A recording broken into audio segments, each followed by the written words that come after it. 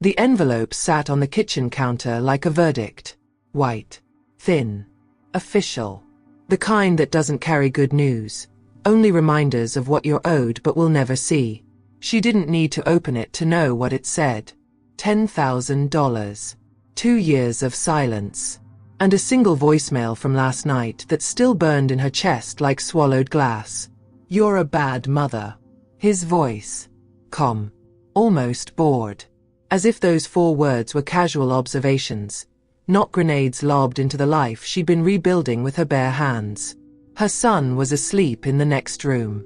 6 years old. He still asked sometimes why Daddy didn't come anymore. She'd learned to smile through that question, to fold her pain so small it fit inside a single breath.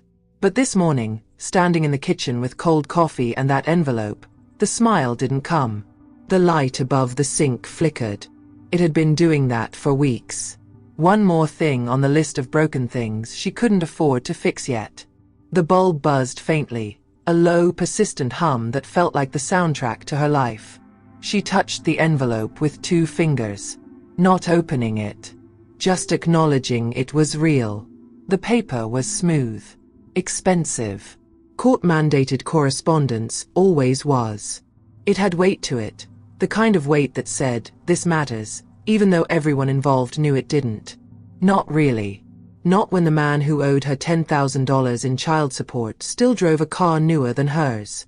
Not when he posted vacation photos while she split a single chicken breast into 3 meals. The voicemail had come at 11:47 p.m. She'd been awake, of course. Awake the way mothers are awake, half-conscious, listening for a cough, a cry, a need. When her phone lit up with his name, her stomach dropped before her brain could catch up. She'd answered. Mistake. I'm tired of your drama, he'd said. No greeting. No pretense. You keep putting my name on these court documents like I'm the villain. You're a bad mother. You use him as a weapon. You always have. She'd hung up, hands shaking, throat tight. And then she'd walked to her son's room and watched him sleep. His small chest rising and falling. His dinosaur pajamas. The nightlight shaped like a moon. She'd stood there for 20 minutes, maybe longer, memorizing his face the way you memorize something you're afraid of losing. In the morning, the envelope arrived. It wasn't just a bill. It was proof. Cold, bureaucratic proof that she wasn't crazy. That the number was real. That the system had seen it too. $10,000 in unpaid support. 2 years of broken promises converted into a single, official sum. And yet, he'd still called her a bad mother. She pressed her palm flat against the counter. The surface was cool. Grounding. She could feel the grain of the laminate under her skin. Cheap, worn, but hers. This kitchen. This apartment. This life she'd scraped together from nothing. Something inside me was still breathing, she whispered to no one. Her son's voice broke the silence. Mama. He stood in the doorway, small and rumpled, holding his stuffed bear by one leg. His hair stuck up on one side. His eyes were soft with sleep. Why are you sad? She turned away from the envelope. Away from the flickering light. Away from the voice in her head that still echoed with his cruelty. She crouched down. Eye level. The way good mothers do. I'm not sad, baby. I'm just thinking. He tilted his head, unconvinced. 6 years old and already too perceptive. Thinking about what? She touched his cheek. Warm. Real. Hers. About how strong we are. He smiled. Small. Trusting. And somewhere deep in her chest, beneath the anger and exhaustion and shame she didn't deserve to feel, something shifted. The fight wasn't over. It was just beginning. 3 years earlier. The apartment had been different then. Smaller. Warmer. There were plants on the windowsill. Succulents she'd bought at a farmer's market because they looked hopeful. The couch was second-hand but clean. The kitchen smelled like garlic and tomatoes because she still had the energy to cook real dinners. He used to come home at 6:30. She remembered that precision. 6:30, She'd set the table by 6:15, their son already in his high chair, chubby hands reaching for Cheerios. The routine had felt like safety, like they were building something. Until the night he came home at 9:47. No call. No text. She'd already put their son to bed. The food was cold on the stove. She'd been sitting on that second-hand couch, phone in her lap, cycling through worry and anger and that particular brand of loneliness that only comes when you're waiting for someone who's supposed to be home. When the door finally opened, she'd stood up too fast. Her voice came out sharper than she meant. "Where were you?" He'd looked at her like she was a stranger. Like she was unreasonable. "Work ran late. Why are you making a thing out of this?" But his shirt smelled like perfume. Not hers. Something floral and expensive. And when she'd pointed that out, gently, carefully, because she didn't want to be the jealous wife, he'd laughed. Not a warm laugh. A dismissive one. "You're being paranoid." That word. Paranoid. It sat in her chest like a stone. She'd let it go that night. Made excuses. Convinced herself she was overreacting. Because that's what you do when you're trying to hold a family together. You smooth the cracks.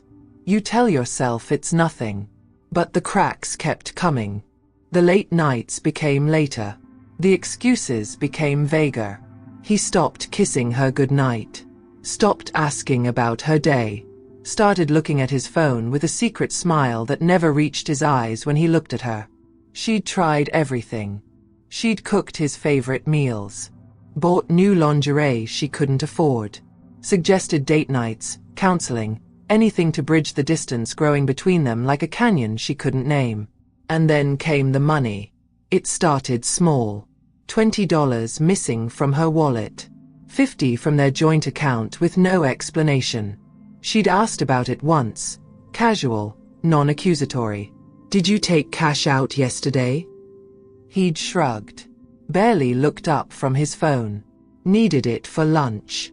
But $50 for lunch? She didn't push.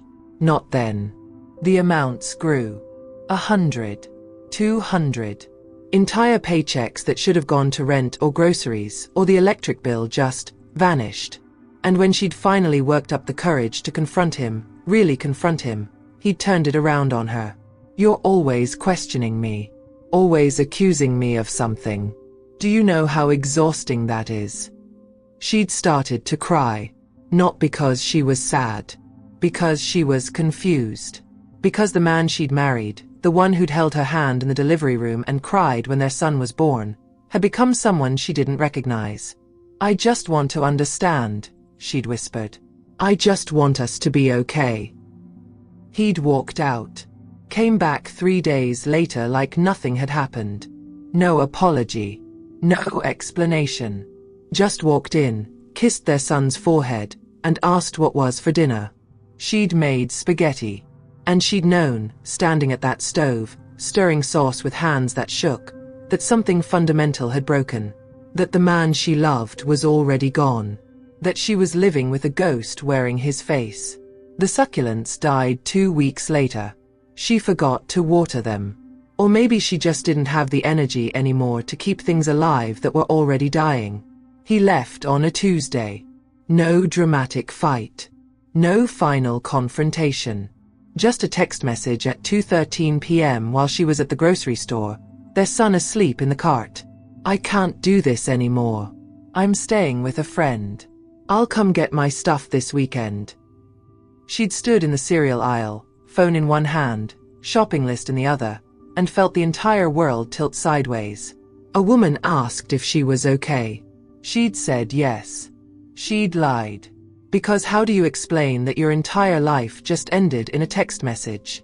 That the father of your child just walked away with less ceremony than you'd use to cancel a dentist appointment?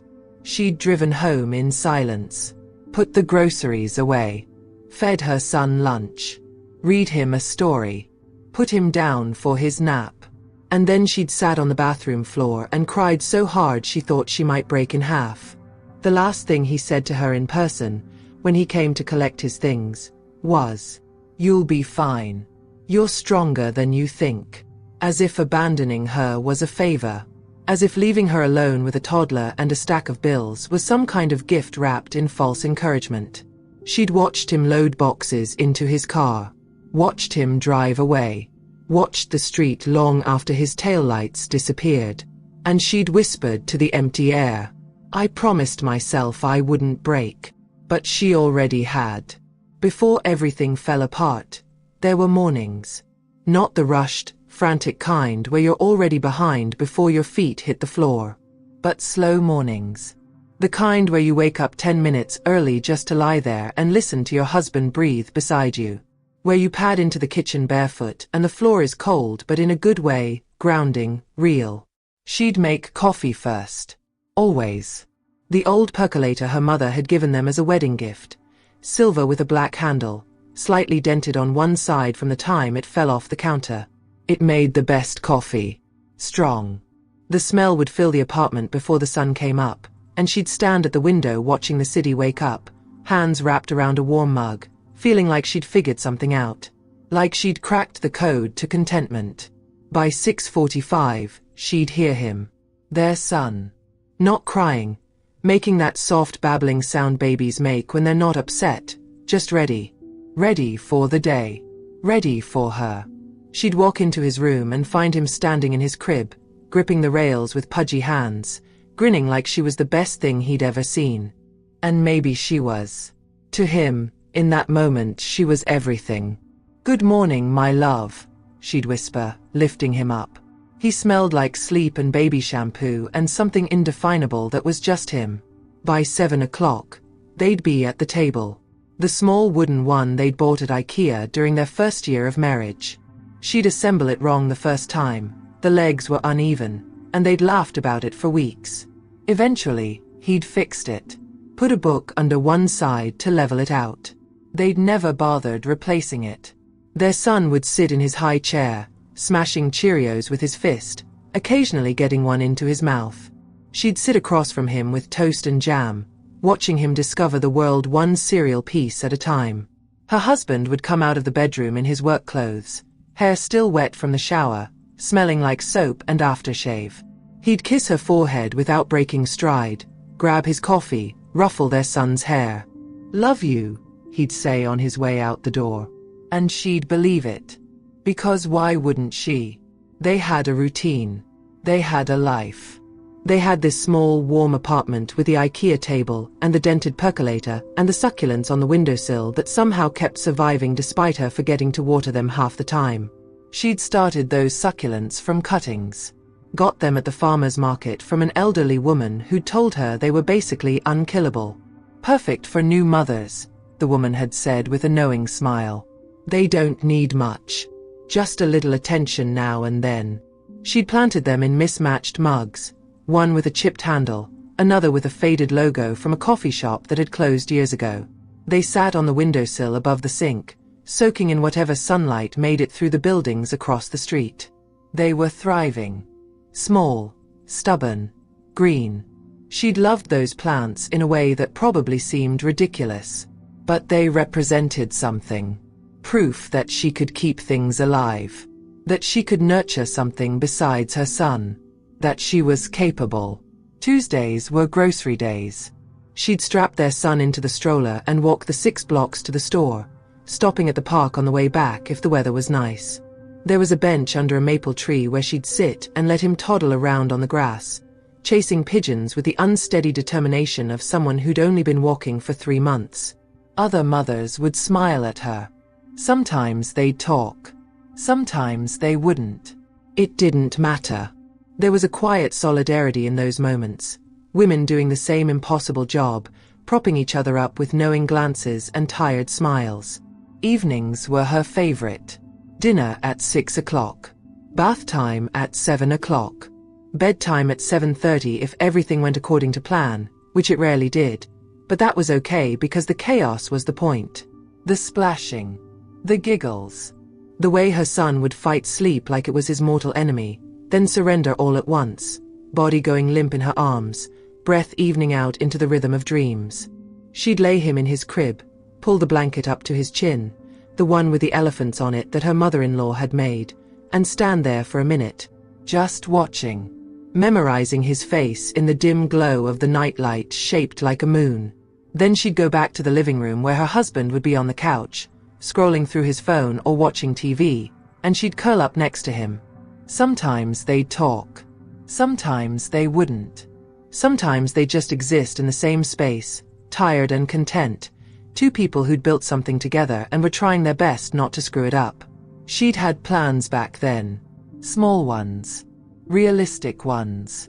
She wanted to go back to school eventually. Finish her degree. Maybe get a job that felt like more than just a paycheck. She wanted to take their son to the ocean. Teach him to ride a bike. Watch him grow up in this little apartment that wasn't perfect but was theirs. She wanted to grow old with the man on the couch. Wanted to see what their life looked like in 10 years, 20, 50. Wanted to be the couple at the farmer's market selling succulents to young mothers and telling them everything would be okay. She'd believed in that future. Held it in her hands like something fragile and precious. Something worth protecting.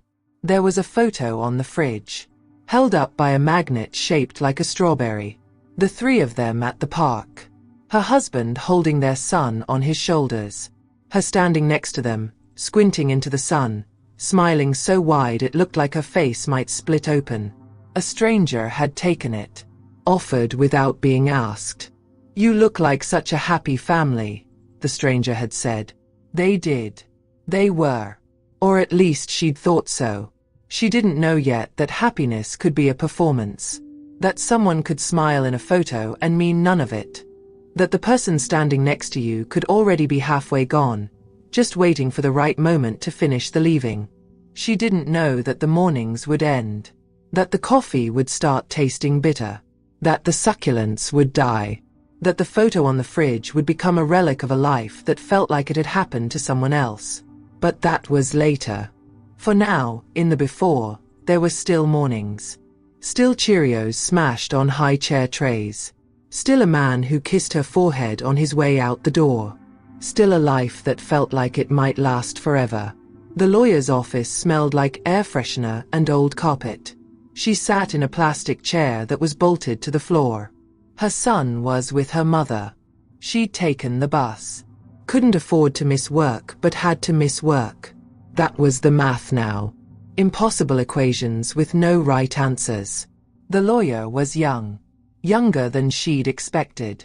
A woman in a grey suit with kind eyes and a stack of folders that looked too heavy for the desk. "He's contesting custody," the lawyer said. No preamble. No softening. The words hit like ice water. "What?" "Your ex-husband filed a motion. He's claiming you're an unfit parent. He wants primary custody." The room tilted. The walls bent. Her lungs forgot how to pull air. That's insane. He left us. He hasn't paid a dime in child support. He sees him maybe once a month if I'm lucky. The lawyer nodded. Sympathetic but unsurprised. "I know. But he's hired a good attorney. They're arguing that you're unstable. That you're struggling financially. That your living situation isn't appropriate for a child." My living situation? The one-bedroom apartment. They're saying he doesn't have his own room. She laughed. Bitter. Sharp. He took the bedroom. We sleep on a pull-out couch in the living room because I can't afford a two-bedroom on my salary. The salary I have because he left me with all the bills. I understand. But courts don't always. The lawyer paused. Chose her words carefully. They look at current circumstances. Not how you got there. Current circumstances. As if her current circumstances weren't a direct result of him walking away. Of him taking the car. The savings. The future they'd built together.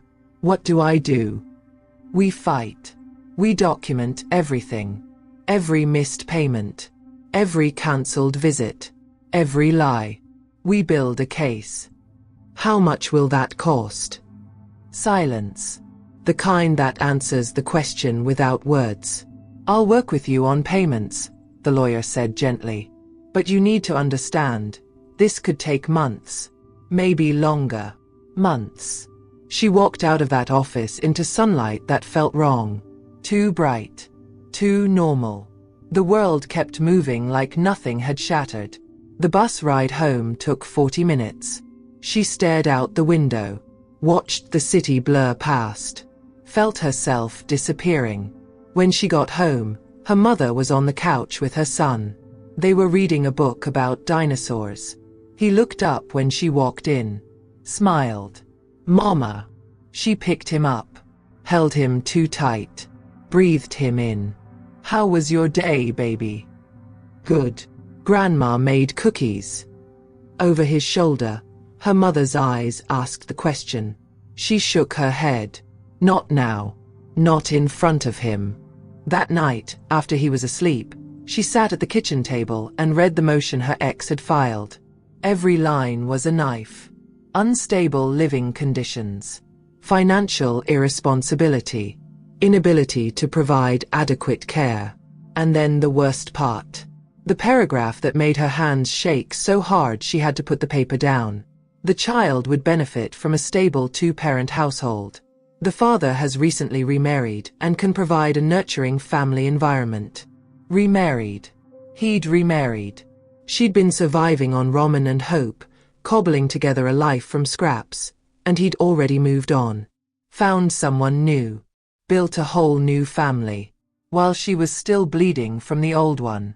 The rage came first. Hot. Blinding. She wanted to scream. To throw something. To call him and ask how he could do this. How he could abandon them and then have the audacity to take more. But the rage burned out fast. Left only ash. And beneath the ash, terror. What if he won? What if a judge looked at her one-bedroom apartment and her overdrawn bank account and her exhausted face and decided he was right? That she wasn't enough. That her son would be better off somewhere else. With someone else. With him. She pressed her palms flat against the table. The same table where she'd fed her son breakfast that morning. Where they'd colored together last night. Where they'd built a life that wasn't perfect but was theirs. The light above her head flickered. Still broken. Still buzzing. She looked at the envelope from this morning.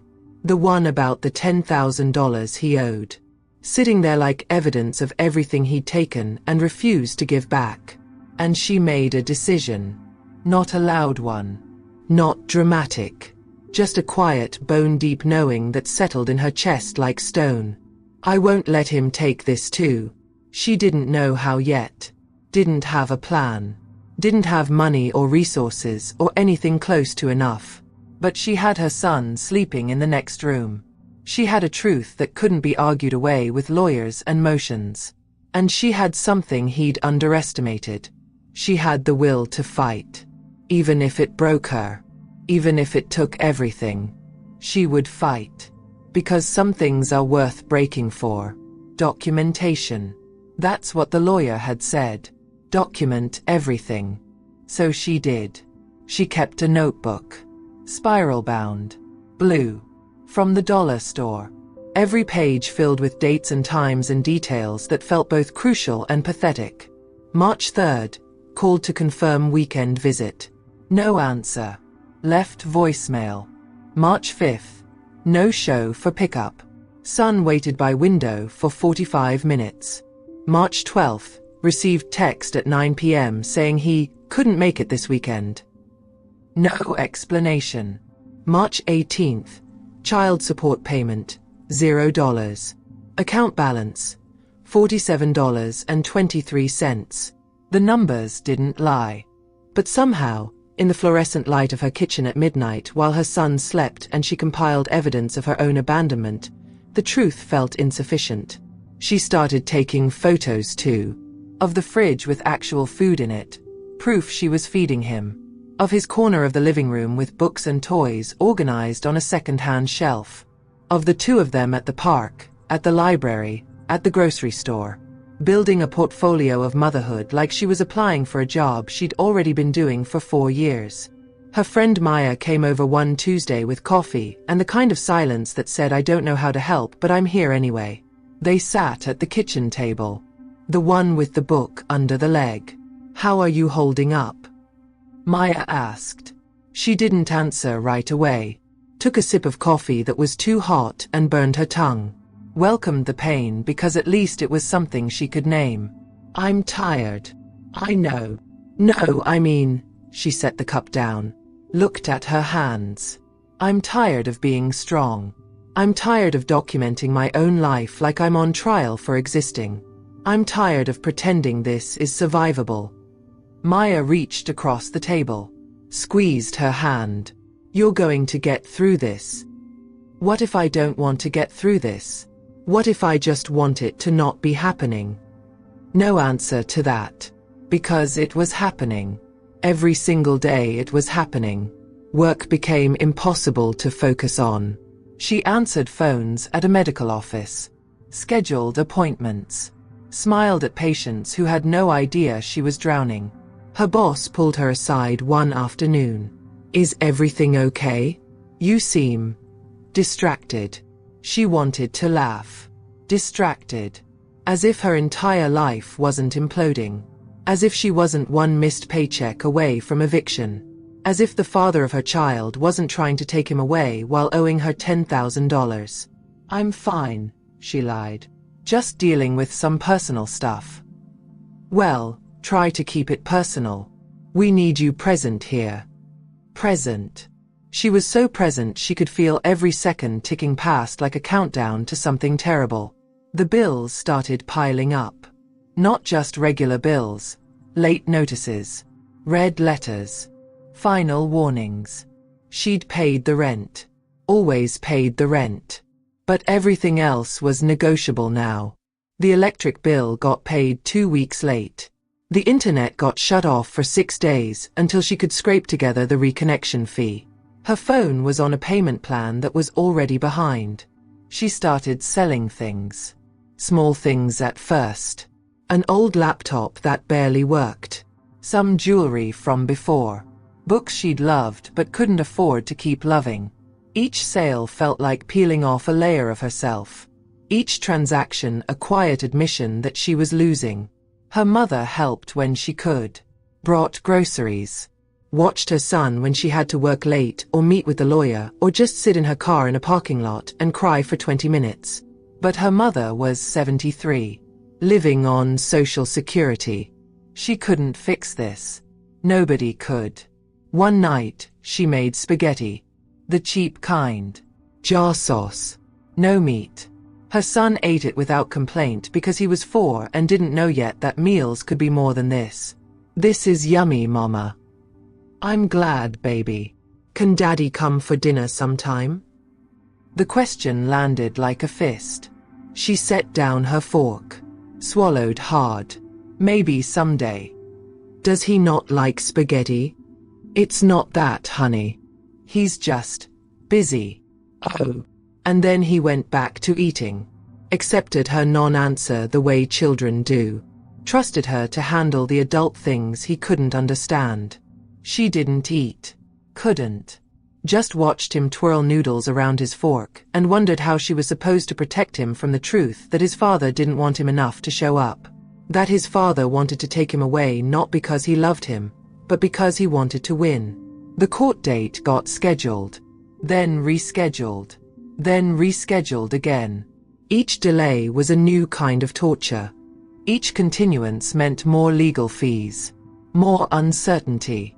More living in limbo while her ex posted photos on social media of his new life. His new wife. Their trips to beaches and restaurants she couldn't afford to even dream about. She stopped looking at his social media. But friends would tell her. Well-meaning friends who thought she should know. Thought she deserved to see proof of his hypocrisy. She didn't. She really didn't. One afternoon, her son came home from a rare visit with his father and said, "Daddy's house is really big. It has a pool. And his new wife makes really good cookies." She smiled. Kept her voice light. "That sounds nice, baby. Did you have fun?" "Yeah. But I like our house better." "Why's that?" "Because you're here." She hugged him. Held on too long. felt something crack open in her chest that she quickly sealed back up because she couldn't afford to fall apart. Not yet. Not while there was still dinner to make and laundry to fold and a custody battle to survive. I promised myself I wouldn't break, she thought.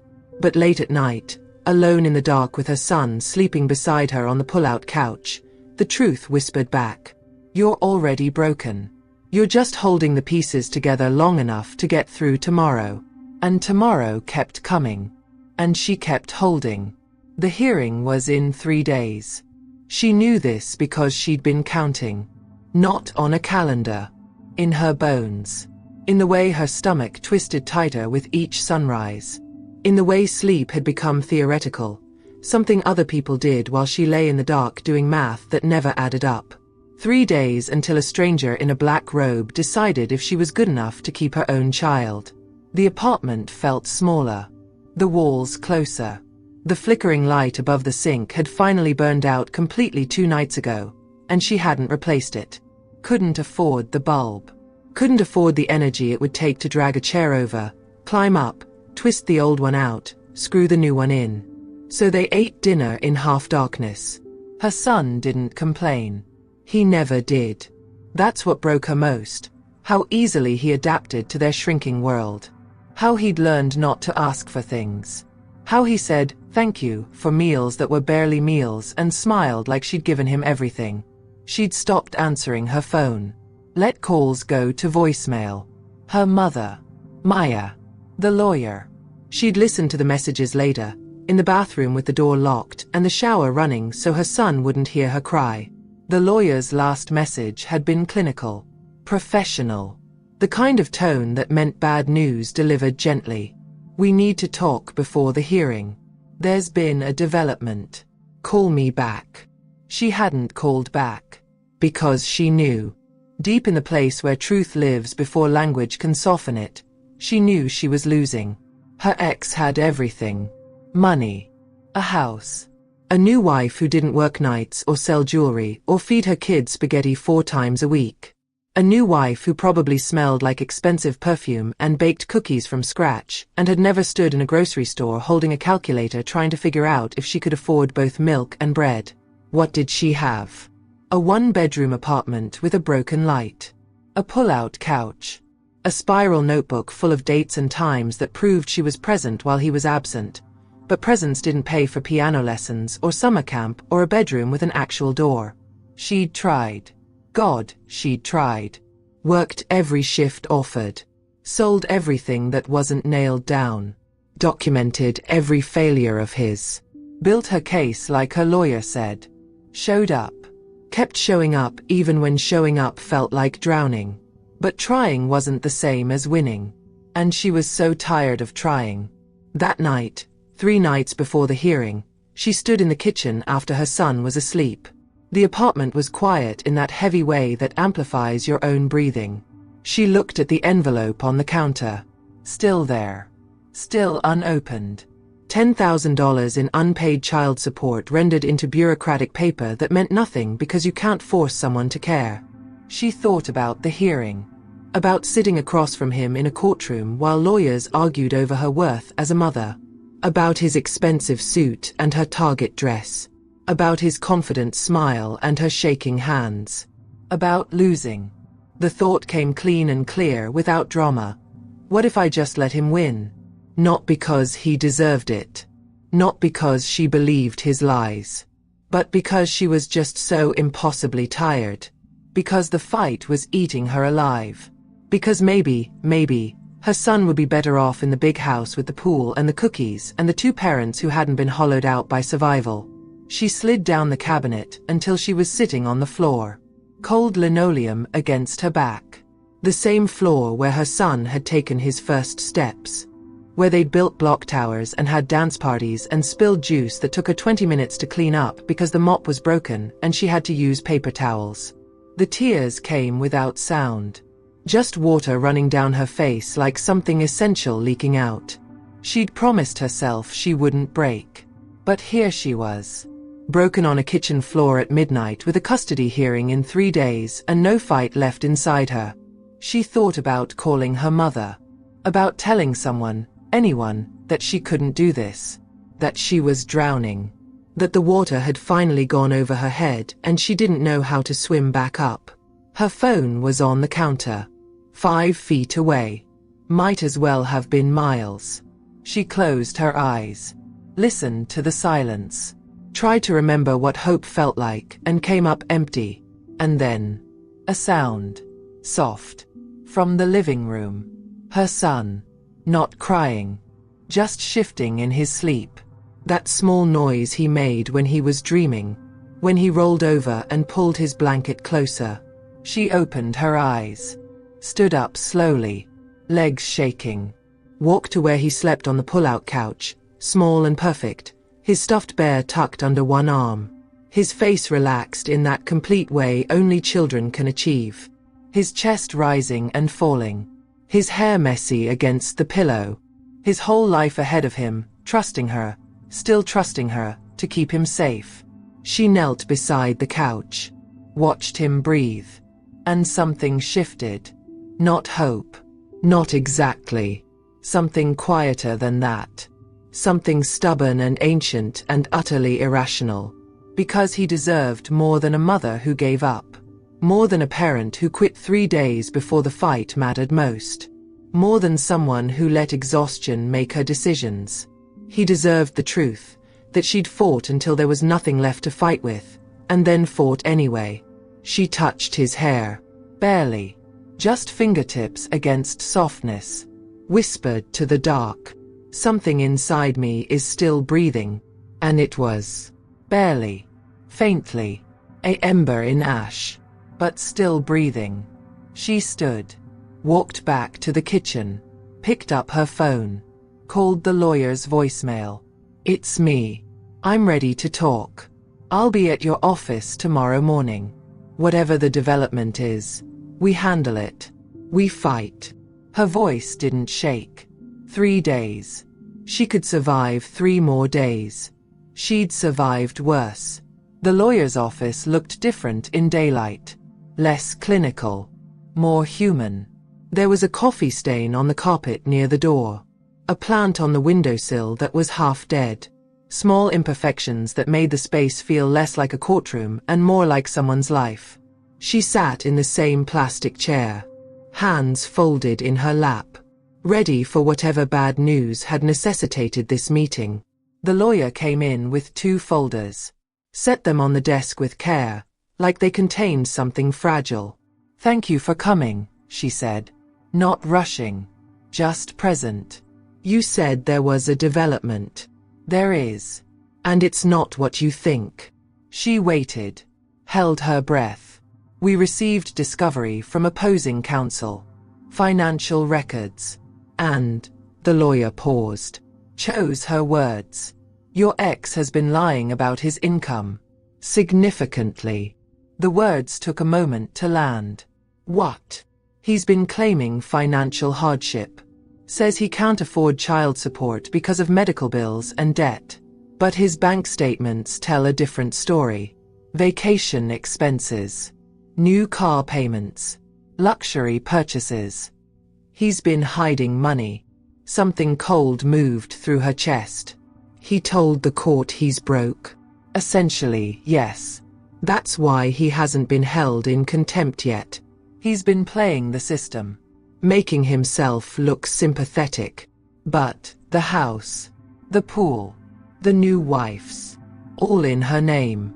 Technically, he owns nothing. On paper, he's destitute.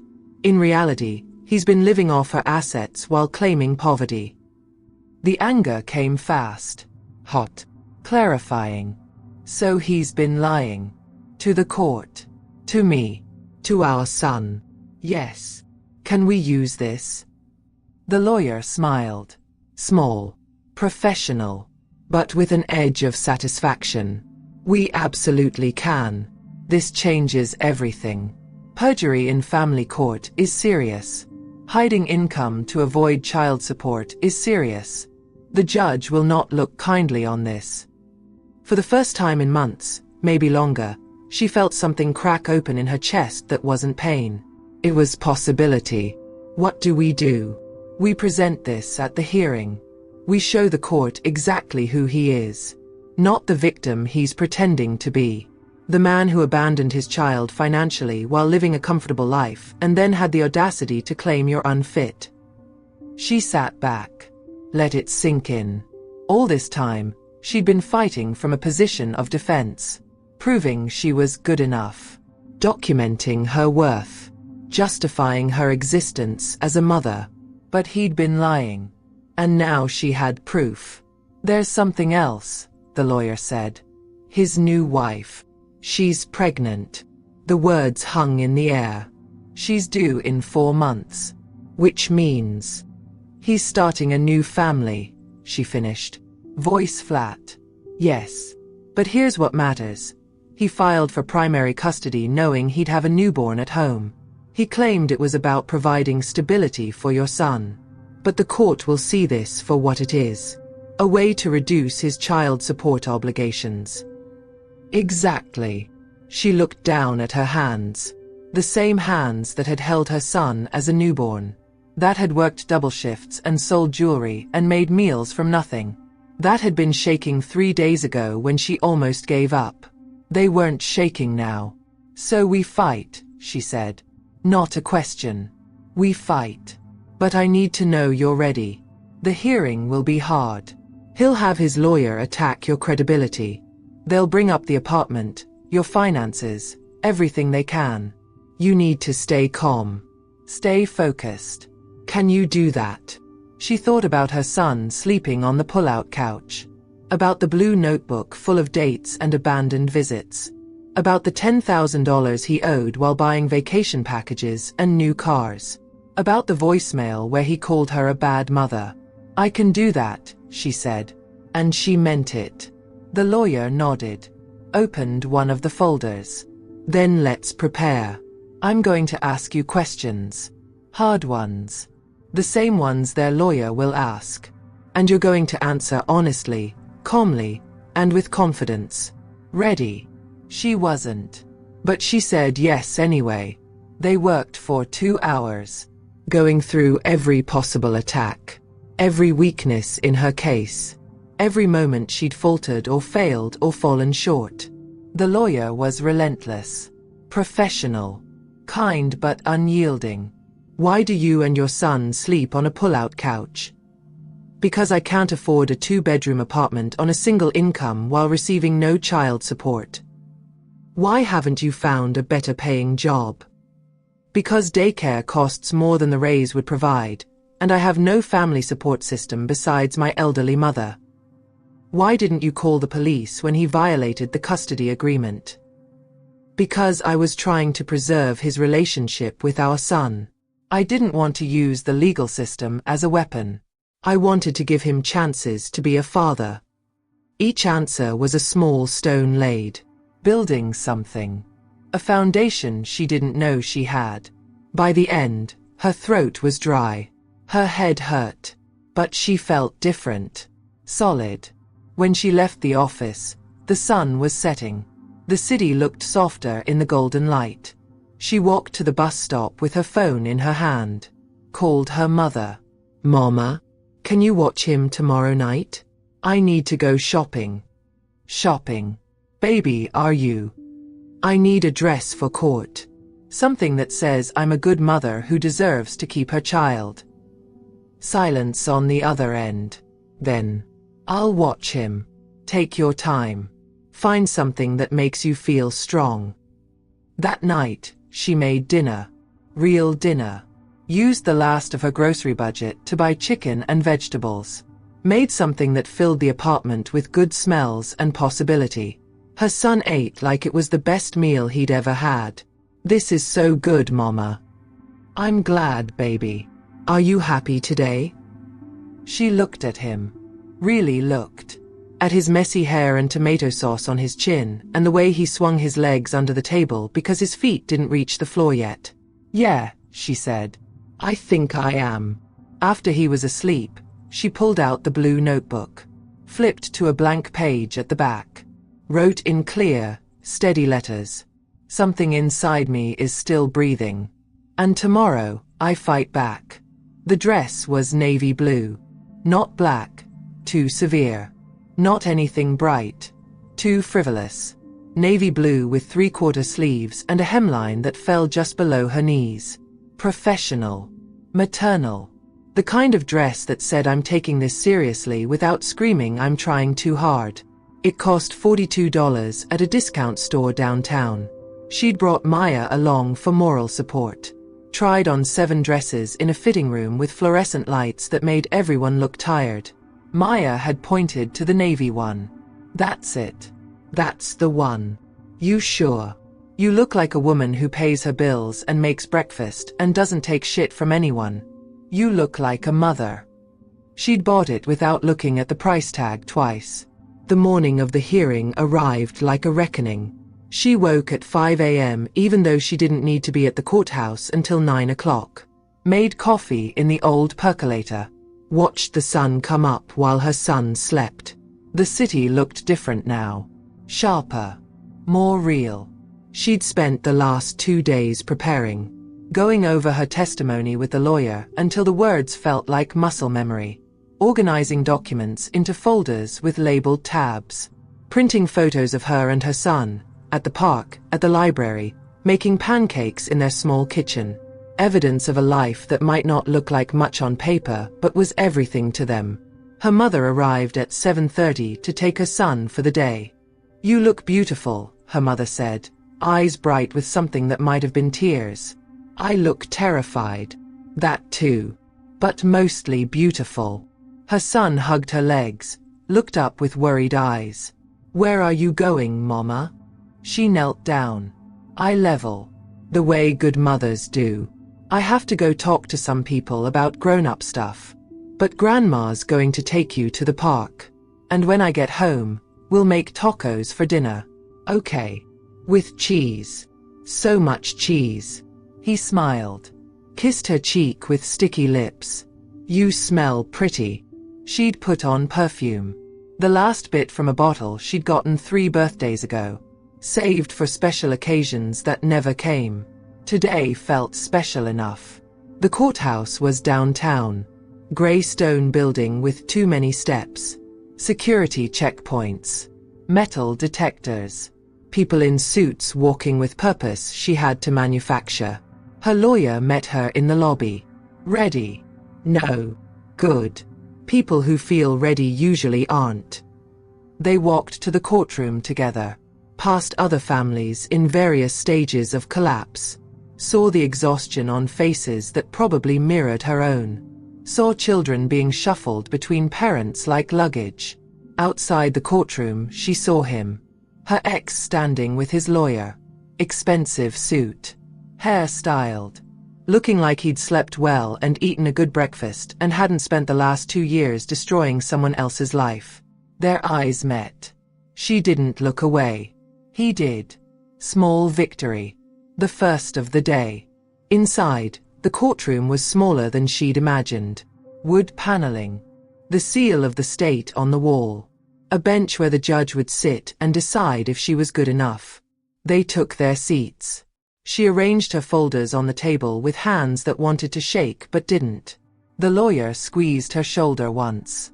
Brief. Encouraging. Remember what we practiced. Calm. Factual. Focus on him, not you. The judge entered. Everyone stood.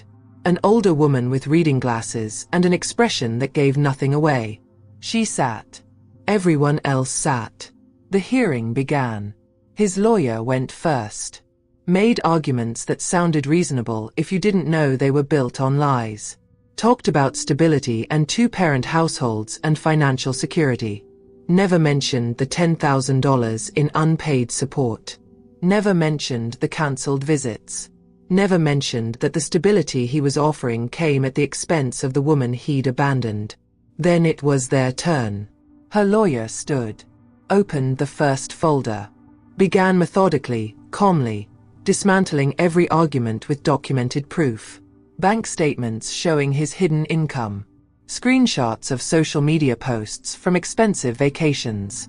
The purchase agreement for a car bought 6 months ago while claiming poverty. Text messages where he cancelled visits with hours of notice. The notebook. The blue spiral notebook with 2 years of documented absence. The judge listened without expression. Took notes. Asked pointed questions that made his lawyer stumble. Then the judge looked at her. "Ms. Johnson, I'd like to hear from you directly. Can you describe your current living situation?" She stood. Felt the room tilt slightly. Steadied herself on the table. "Your Honor, my son and I live in a 1-bedroom apartment. We share a pull-out couch because I can't afford a 2-bedroom on my current salary. It's not ideal. But it's clean. It's safe. And it's filled with love. And your employment? I work full-time as a medical receptionist. I've been there for 3 years. My supervisor provided a letter of recommendation in our evidence. What would you say to the argument that your son would benefit from more financial stability?" This was it. The question they'd practiced. She looked directly at the judge. "Your Honor, I would give my son everything if I could. But the reason we struggle financially isn't because I'm irresponsible. It's because his father hasn't paid a single dollar in child support in over 2 years. If he'd met even half of his legal obligation, we wouldn't be sharing a couch. But I've never let our circumstances affect the care I provide. My son eats 3 meals a day. He goes to a good school. He has a mother who shows up every single day. That's worth more than a pool." Silence. The judge made a note. Looked at his lawyer. "Counsel, your client filed for primary custody while owing substantial back support. Can you explain that discrepancy?" The lawyer tried. Failed. Made excuses that sounded hollow in the bright light of evidence. The judge called a recess. 30 minutes that felt like 30 hours. She sat in the hallway. Drank water from a fountain. Tried not to think about what losing would mean. Her lawyer sat beside her. "You did well in there. I can't tell if that matters." "It matters." The judge was listening. Really listening. When they returned, the judge had made her decision. Temporary order. Custody would remain with her. Visitation schedule for him. Supervised until he paid down the arrears. Immediate wage garnishment for child support. A stern warning about perjury that stopped just short of criminal charges. Not everything she wanted, but enough. More than enough. She walked out of that courthouse into afternoon sunlight that felt like absolution. Called her mother from the steps. "We won. Not completely, but we won." Her mother cried. She didn't. Couldn't yet. Too much relief blocking the tears. She picked up her son from her mother's house. He ran to her with arms wide. She caught him. Spun him around. Held him like she'd never have to let go. "Did you win, Mama?" "Yeah, baby. I think I did." That night, they made tacos. With so much cheese. Ate at the kitchen table with the book under one leg. Laughed about nothing. Everything. After he was asleep, she sat on the pull-out couch in the dark. Navy blue dress hung on the closet door. Blue notebook on the coffee table. She whispered to the silence. "Something inside me is still breathing." And for the first time in years, that breath felt like hope. 3 months passed like exhaling. The first child support payment arrived. Not the full amount. Wage garnishment takes time to catch up, but enough. Enough to buy real groceries. Enough to replace the flickering light bulb above the sink. Enough to breathe without counting pennies in her head while standing in checkout lines. She'd framed the navy blue dress. Not actually, but metaphorically. Hung it in the back of the closet where she could see it every morning. A reminder that she'd stood up and survived. Her son started calling the pull-out couch our special bed. Made it sound like an adventure instead of a necessity. Kids do that. Turn poverty into magic when the adults around them refuse to let shame seep in. Work felt lighter. Her boss stopped asking if she was present. Started asking how she was doing. Actual concern replacing performative management. Maya brought wine one Friday. They sat on the fire escape while her son slept inside, talking about nothing important. Everything important. The kind of conversation that knits friendships tighter. "You seem different," Maya said. "Different how?" "Like you remember what your face looks like when you smile." She did smile then. Real. Not manufactured for appearances. Life wasn't perfect. The apartment was still small. The couch still folded out every night. Bills still arrived with alarming regularity. But the panic had dulled. The constant low-grade terror of losing everything had been replaced by something steadier. She'd started saving. $5 here. $10 there. Nothing substantial. But the act of saving, of believing there might be a future worth saving for, felt revolutionary. Her son's teacher called one afternoon with good news for once. He'd been chosen for the school's reading program. Accelerated. Smart kid. Taking after his mother, the teacher said. She cried in the parking lot after that call. Good tears. The kind that cleanse instead of drown. Supervised visitation continued every other weekend. Her ex showed up. Sometimes. Cancelled. Sometimes. The inconsistency hurt her son less now that there were court orders and consequences. Structure made abandonment slightly more survivable. She'd stopped looking at his social media. Stopped asking friends for updates. His life was happening somewhere else, and she no longer needed to witness it to validate her own reality. The restraining order on harassment meant the late-night phone calls stopped. The texts accusing her of poisoning their son against him. The threats disguised as concern. Silence from him became a gift. She was learning to live in it. Started taking her lunch breaks at the park near work. Would sit on a bench with a sandwich and watch other people's lives unfold. Joggers. Dog walkers. Teenagers cutting school. The world spinning regardless of her personal apocalypse. It was grounding. Humbling. Comforting. One evening, she and her son made cookies. The cheap kind from a tube you slice. But he stood on a chair next to her, arranging them on the baking sheet with such concentration, such joy, that it felt gourmet. "These are going to be the best cookies ever," he declared. "Better than the ones at Daddy's house?" The question slipped out before she could stop it. She regretted it immediately. Promised herself she wouldn't do that, wouldn't make him choose, even implicitly. But he just shrugged. Easy. Unbothered. Those were good. But these are ours. Ours. That night, after he was asleep, she sat at the kitchen table with the blue notebook. Flipped through pages of documentation she no longer needed. Dates and times and proof of absence. She almost threw it away. Decided to keep it. Not as evidence. As a map. This is where I was. This is what I survived. She turned to a blank page. Wrote. Things are getting better. Slowly. But better. And then, because she'd earned the right to believe it, we're going to be okay. She closed the notebook. Made tea. Stood at the window watching the city lights. Her phone buzzed. Unknown number. She almost didn't answer. Had learned that unknown numbers rarely brought good news. But something made her tap the green button. Hello. Silence. Then breathing. Hello. She repeated. It's me. His voice. Her ex. Not filtered through lawyers or supervised visitation. Direct. Unexpected. Her stomach dropped. Old instincts screaming danger even as her rational brain catalogued the facts. He couldn't hurt her anymore. This was just a phone call. She could hang up any time. How did you get this number? That doesn't matter. I need to talk to you. We're not supposed to have direct contact. The court. I know. I know what the court said. But this is important. She should hang up. Document the violation.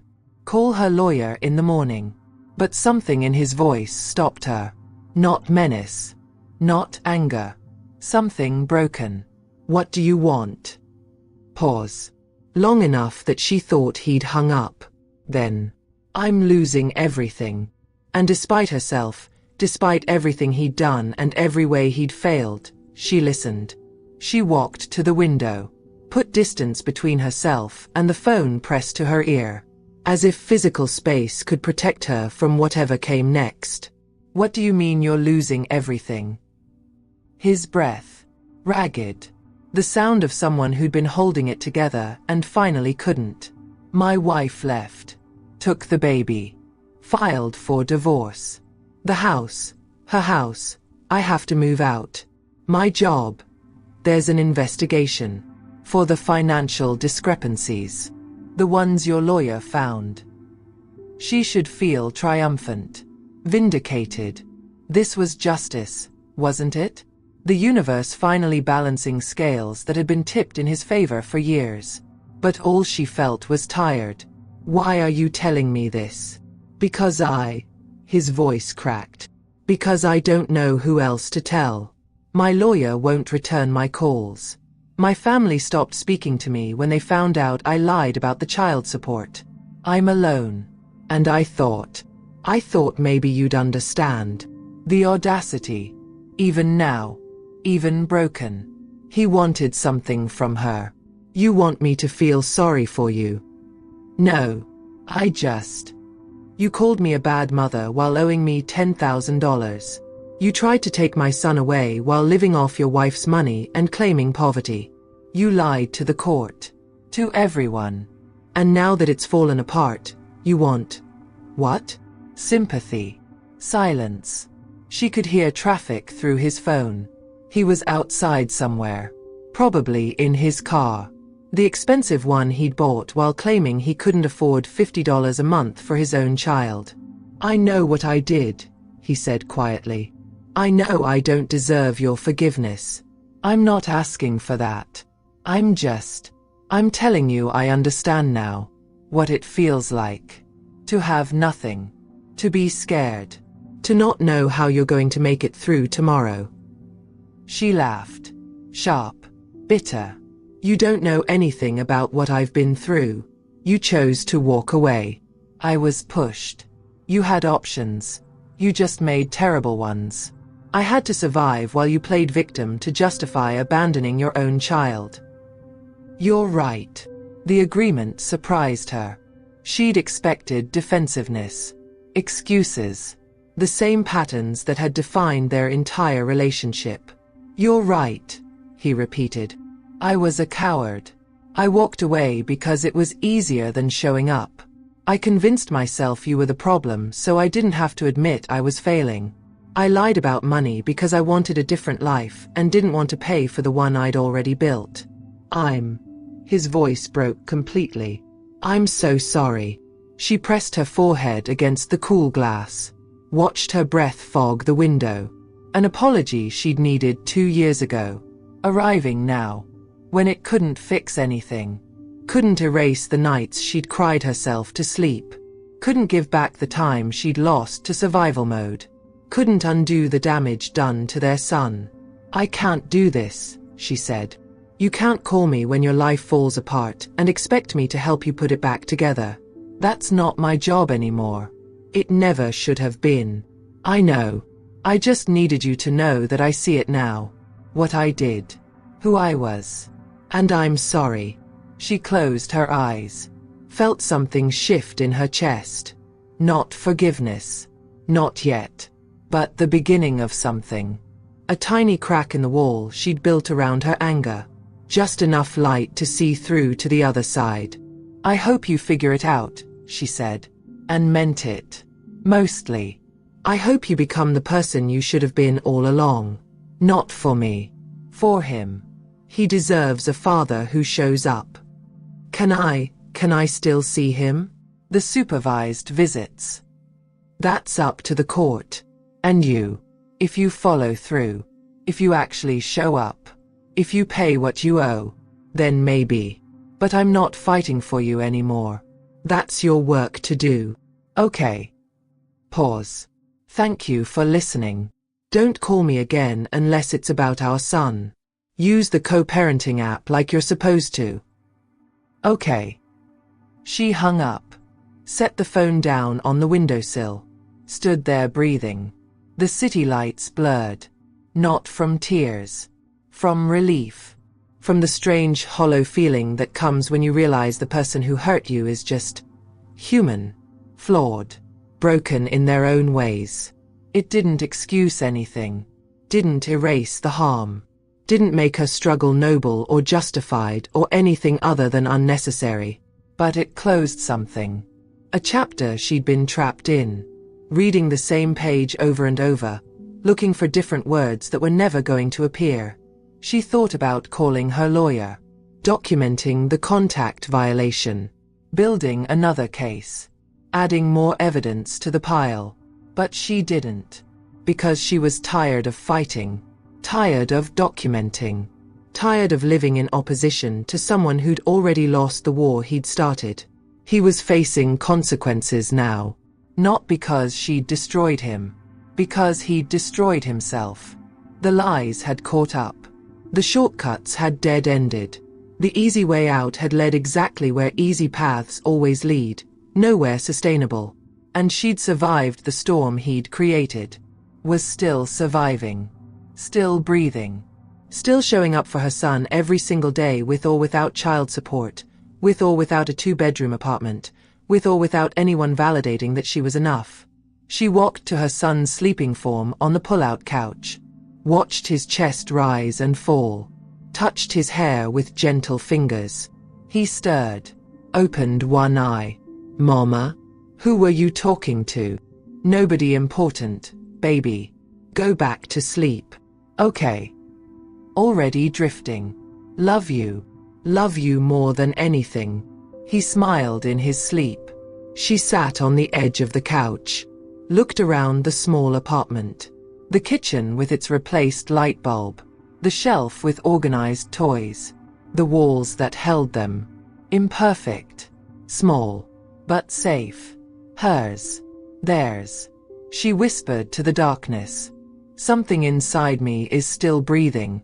And it's enough. For the first time since this whole nightmare began, she believed it completely. Justice didn't always look like courtroom victories. Sometimes it looked like waking up every day and choosing to be better than the worst thing anyone ever did to you. Sometimes it looked like surviving. And she'd done that. Was doing that. Would keep doing that. Not because she was strong.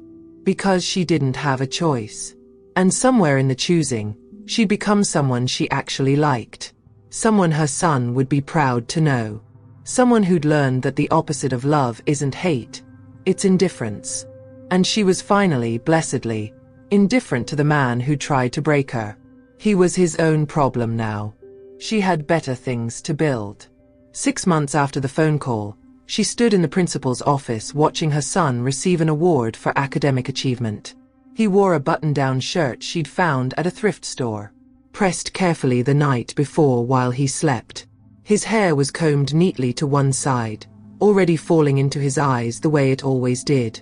He held his certificate with both hands, grinning so wide she thought her heart might actually burst. The principal called her name to come forward for a photo. She walked up, stood beside her son, put her hand on his shoulder. The camera flashed. And in that moment, standing in fluorescent light with linoleum under her feet and her second-hand dressed child beaming beside her, she realized she'd won. Not the custody battle. Not the financial war. Not the moral high ground. She'd won the thing that mattered. He was thriving. Despite everything. Despite the 1-bedroom apartment and the pull-out couch and the spaghetti dinners. Despite the absent father and the documented abandonment and the years of struggle. He was happy, healthy, smart, kind. He was enough. And so was she. After the ceremony, they went for ice cream. A rare treat. 2 scoops each because today felt like celebrating. They sat at a sticky table outside while the sun set orange and gold over the parking lot. Mama, why are you crying? She wiped her eyes quickly, smiled through the tears. Because I'm proud of you. So proud. It's just a certificate. It's not just a certificate. It's proof that you work hard, that you're smart, that you never let anything stop you from being amazing. He shrugged, licked his ice cream, already bored with praise and ready to talk about dinosaurs. Kids. They have no idea the miracles they are. That night, after he was asleep, she pulled out the blue notebook one last time, flipped past all the documentation, all the dates and times and proof of someone else's failures. She turned to the last page and wrote, "I forgive him. Not because he deserved it. Not because what he did was okay. But because carrying the weight of his choices was breaking her back, and she needed both hands free to build the life they deserved." Forgiveness, she'd learned, wasn't about reconciliation. It wasn't about forgetting or excusing or pretending the harm didn't happen. It was about releasing herself from the prison of his mistakes. About choosing peace over being right. About understanding that some people are broken in ways you can't fix, and that's not your fault or your responsibility. He'd started showing up for supervised visits. Mostly. Paid child support through wage garnishment because the court forced him. Sent birthday cards that were generic and late but at least existed. He was trying, in his limited way, to be something resembling a father. It wasn't enough. Would never be enough. But it was more than nothing. And their son was learning something important. People can fail you and still be human. Fathers can be flawed and still be loved. Forgiveness can coexist with boundaries. She didn't hate him anymore. Didn't spend nights awake dissecting every injustice. Didn't need him to suffer for her to feel whole. She just didn't need him at all. And that indifference felt like freedom. She'd started taking night classes. Online. Affordable. Working toward the degree she'd abandoned when she got pregnant. It would take years. But years were going to pass anyway. Might as well spend them building something. Her boss had noticed the effort. Mentioned a promotion. Nothing guaranteed. But possible. And possible felt revolutionary. The apartment was still small. The couch still folded out. But she'd bought plants for the windowsill. New ones. Different from the succulents that had died. These were hardier. Pothoes that could survive neglect and low light and still grow toward the sun. She watered them every Sunday. Watched them climb the walls she'd hung them on. Small green proof that things could grow even in imperfect conditions. Maya came over one evening with wine and gossip. They sat on the fire escape like always, watching the city breathe below them. "You seem different," Maya said. Again. Like she'd said months before. Different how? Like you've stopped fighting ghosts. She considered that. Took a sip of wine that tasted like celebration. "Maybe I just realized the ghosts don't live here anymore." "Where do they live?" "Wherever they want. Just not in my head." Maya raised her glass. They clinked. Drank to freedom that came in small, invisible increments. Later, alone in the dark with her son sleeping peacefully beside her, she thought about the woman she'd been 3 years ago. The one who'd stood in the cereal aisle reading a breakup text. The one who'd cried on the bathroom floor. The one who'd almost given up 3 days before the hearing that changed everything. She wanted to go back and tell that woman, "You're going to make it. It won't look like you thought. It won't be easy. But you're going to make it." She wanted to tell her that strength isn't never breaking. It's breaking and still getting up. Still showing up. Still choosing to breathe when breathing feels impossible. She wanted to tell her that forgiveness is a gift you give yourself. That justice doesn't always look like revenge. That sometimes the best outcome is simply peace. But mostly, she wanted to tell her, "You're enough. You always were. You just didn't know it yet." She closed her eyes. Listened to her son breathe beside her. Felt the weight of the day settle into her bones. Good weight, earned weight, the kind that comes from living fully instead of just surviving. And she whispered one last time into the darkness. "Something inside me is still breathing. And I'm going to keep breathing. For him. For me. For every woman who thinks she can't make it through tomorrow. We can. We do. We will. The light above the sink glowed steady. Replaced months ago. No more flickering. No more buzzing. Just light. Clear and constant. The way forward was still uncertain. Money would still be tight. Challenges would still come. Her ex would still fail in predictable ways. But she'd learned the most important lesson of all. She was the constant. She was the light. She was the breathing, beating heart of this small, imperfect, beautiful life. And that was enough. More than enough. It was everything. 2 years later. The envelope arrived on a Tuesday. Different from the first one. Larger.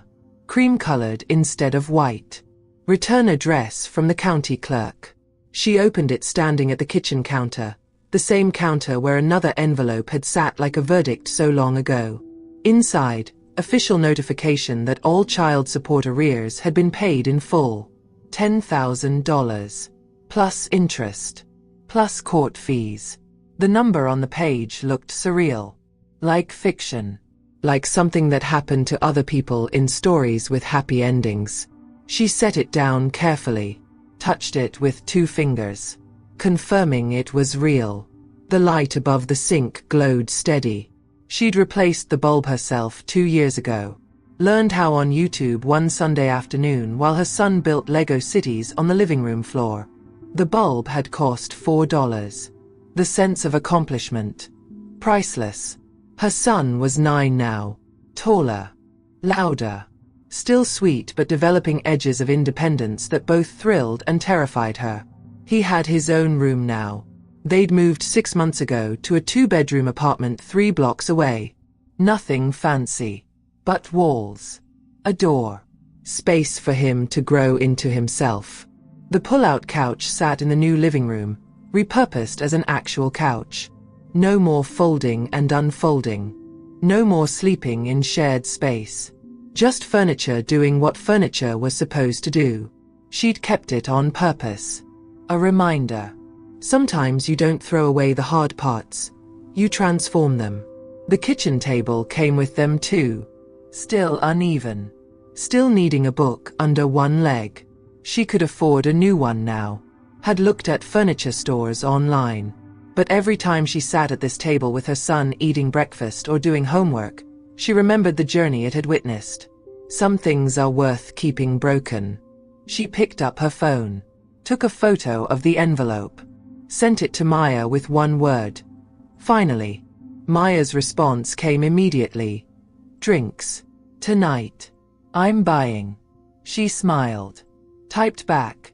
You're always buying. Because I love you and you deserve nice things. She did deserve nice things. Had finally started believing that.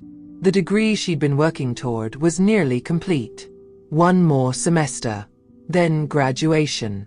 Then, maybe, the promotion her boss kept hinting about. Or a different job entirely.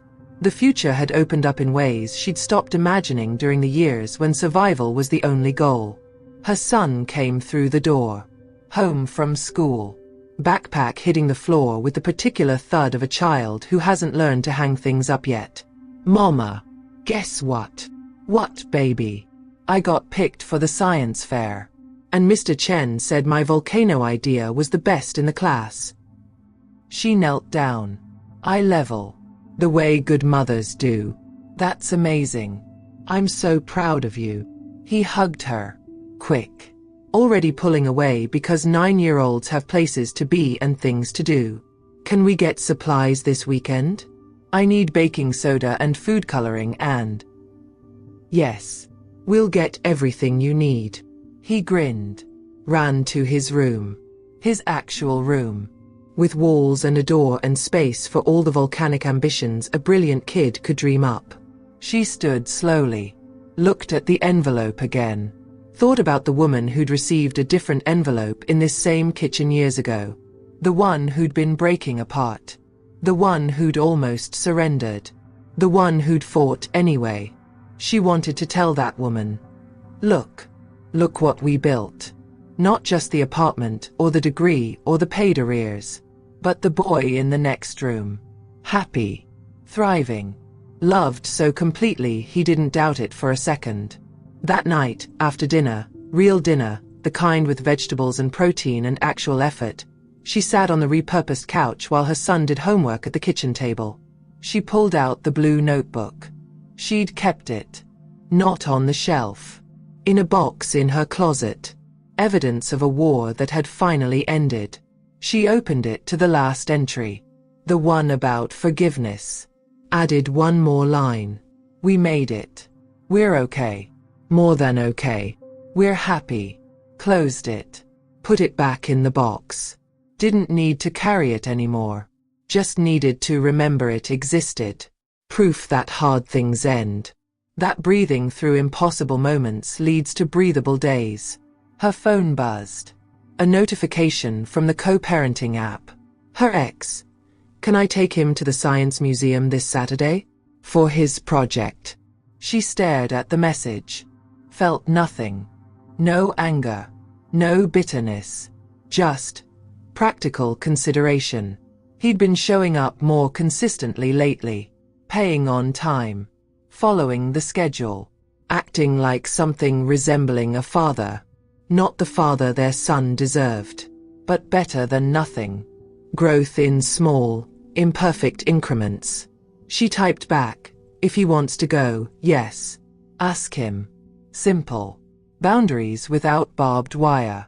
Co-parenting without combat. Saturday came. Her ex picked up their son for the museum. She watched them walk to the car. Noticed he'd aged. Gray in his hair. Lines around his eyes.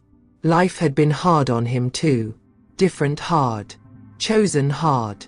But hard nonetheless. He waved awkwardly. She waved back. The door closed. The apartment fell quiet. She made coffee in the old percolator. The one from her mother, still dented, still perfect. Took it to the window. Looked out at the city that had witnessed her falling and rising. Thought about the story she'd tell someday. About the envelope and the fight and the woman who almost quit but didn't. About how survival isn't always loud. Sometimes it's just getting up every morning and choosing to keep breathing. About how strength isn't never breaking. It's breaking beautifully. Breaking open. Breaking through. She sipped her coffee. Tasted hope and hard work and every small victory that led to this moment. Outside, the sun broke through clouds. Streamed through her window. Lit up the kitchen where it all began. The same kitchen. Different light. She whispered to herself, to that woman from years ago, to every mother fighting battles no one sees. Something inside me is still breathing. And it always will be. The coffee was perfect. The apartment was quiet. The moment was hers. And it was enough. It was everything.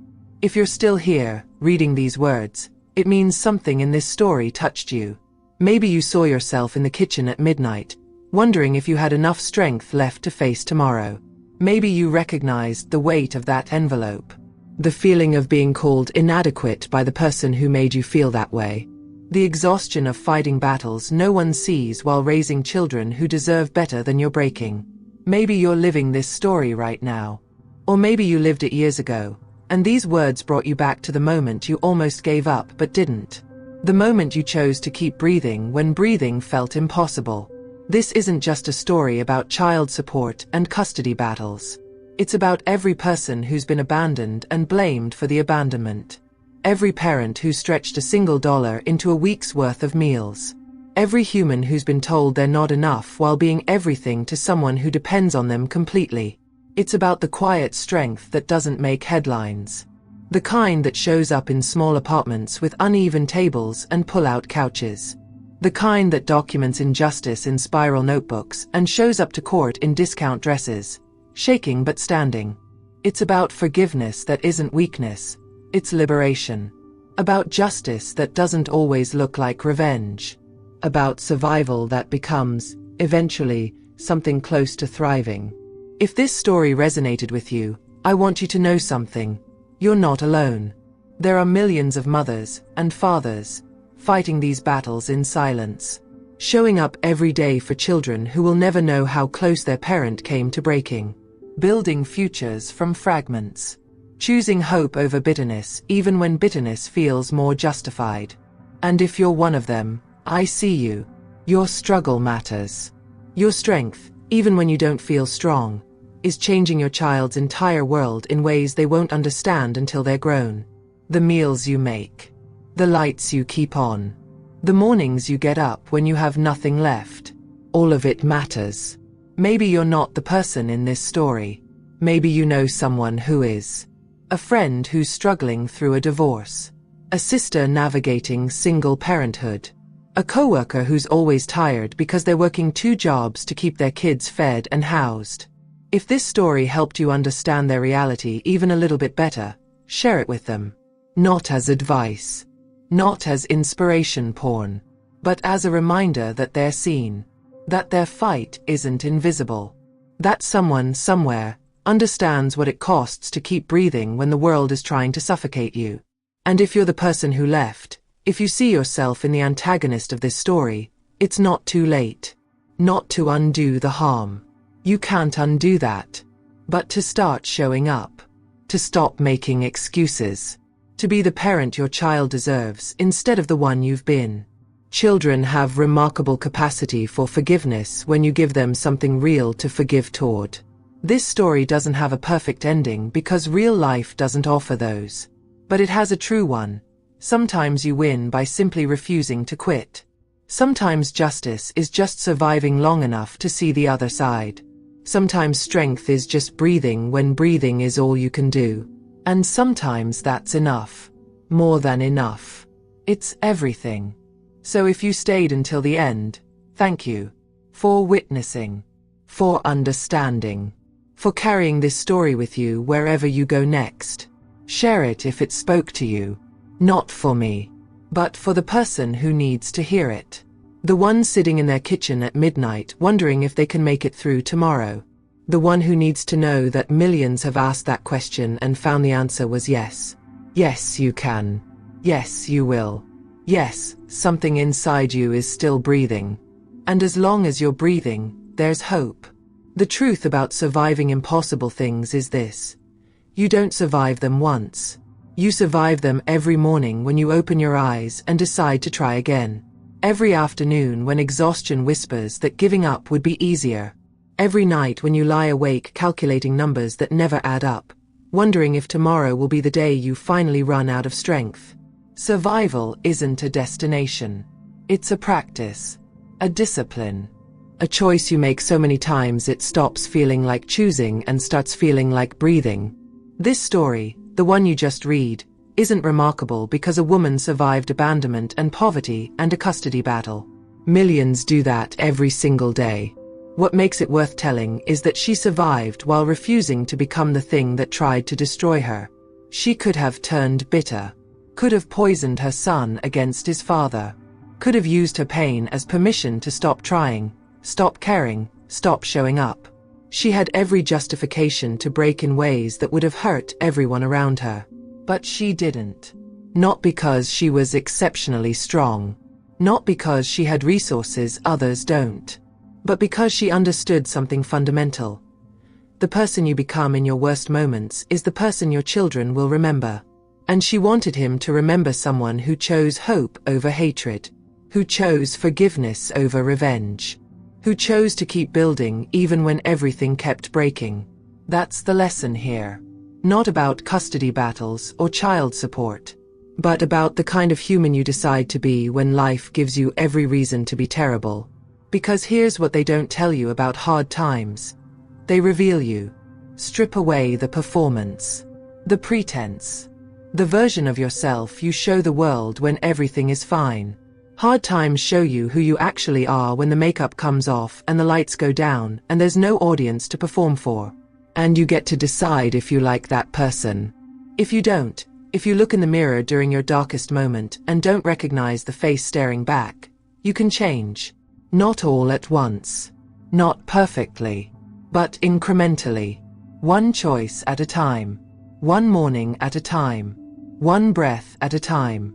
The woman in this story could have stayed broken. Could have built her entire identity around what was done to her. Could have spent decades cataloging injustices and demanding the world acknowledge her pain. Instead, she chose to become someone bigger than her circumstances. Someone her son would be proud to know.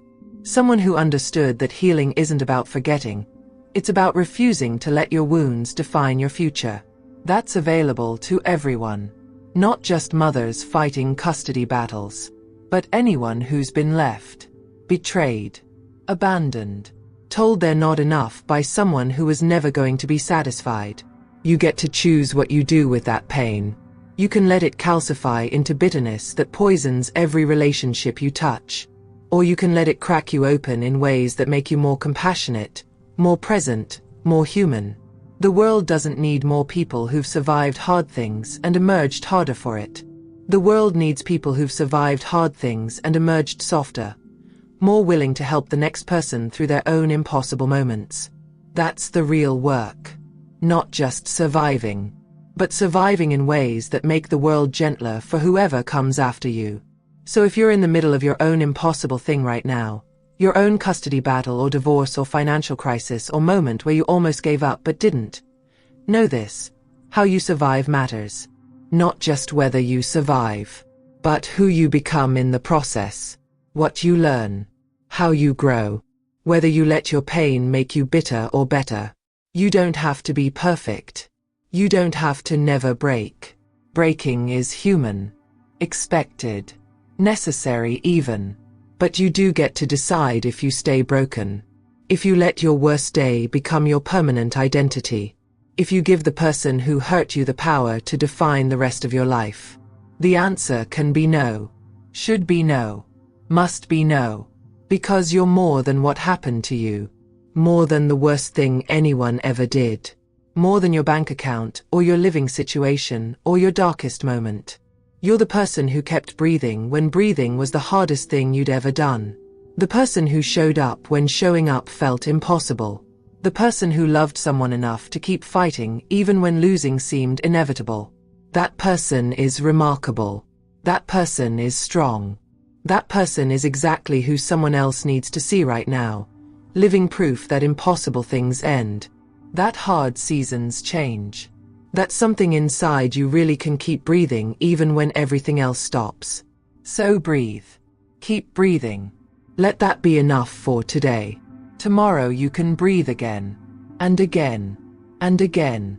Until one morning you wake up and realize breathing doesn't hurt anymore. That surviving has become living. That the worst thing that ever happened to you is just one chapter in a much longer story. A story you're still writing. With your own hands. In your own words. On your own terms. And that story, the one about the person who survived and chose to become someone worth surviving for, that's the story worth telling. That's the story that changes everything. Not just for you, but for everyone who comes after you. Who sees your breathing and remembers their own. Who watches you survive and thinks, maybe I can too. That's the legacy. Not perfect. Not painless. But profoundly, beautifully human. And that's more than enough. 5 years after the first envelope. She stands at the kitchen window. Morning light streams through glass that's been cleaned. Coffee steams in her hands. The same dented percolator, still making perfect coffee after all these years. The apartment is different now. 2 bedrooms in a better neighborhood. Plants everywhere. Pothos climbing walls. Succulents thriving on every surface. Green proof that neglected things can still grow. On the refrigerator, held by a strawberry magnet, a new photo. Her son at 12. Gap-toothed grin. Holding his science fair trophy. Standing between 2 people who both showed up. Her. And eventually, imperfectly, him. The blue notebook sits on a bookshelf now. Closed. Finished. A relic of a war that ended not with explosions but with quiet, gradual peace. On the counter, another envelope. This one she opened eagerly. Her degree. Finally complete. The paper inside proves something she already knew. She was always capable. Just needed time to remember. Her son walks into the kitchen. Taller now. Voice starting to crack in that way that means childhood is ending and something else is beginning. Morning, mama. Morning, baby. He pours cereal. They sit at the table. New table, level, no books needed, and exist together in comfortable silence. The kind that only comes when people feel safe. Outside, the city wakes up. Same city. Different woman watching it. She thinks about the person she was. The one who stood in this same position years ago, broken and barely breathing. The one who almost gave up 3 days before everything changed. She'd tell her, "We made it. Look. We made it." Her son finishes breakfast. Kisses her cheek. Grabs his backpack. Walks toward his own future with confidence she gave him by refusing to quit during hers. The door closes. The apartment settles into quietness. She stands at the window with coffee and morning light and the profound understanding that some stories don't end, they just become different stories. Better ones. Truer ones. She whispers to the woman she was, to every person fighting battles in small kitchens at impossible hours. Something inside you is still breathing. Keep breathing. Everything else follows. The light catches the percolator. Reflects silver and possibility. She smiles. And begins her day.